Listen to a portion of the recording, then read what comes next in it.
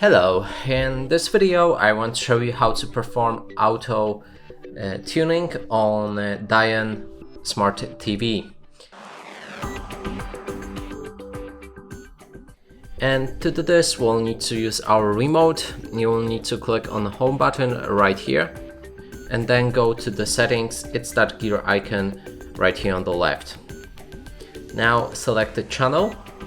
You can change the different antenna type, and then when you've chosen your antenna type, you can go for auto tuning, and here adjust a tune type. You can change between DTV and ATV, and you can also choose both of the options, which I'm gonna go for.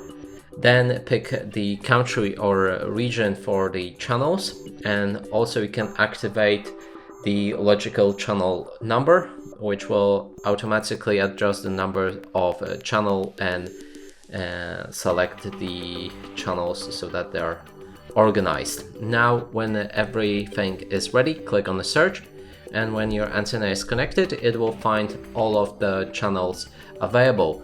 And that's it for this video. Hope you like it. Please consider subscribing to our channel, leave a like and a comment below.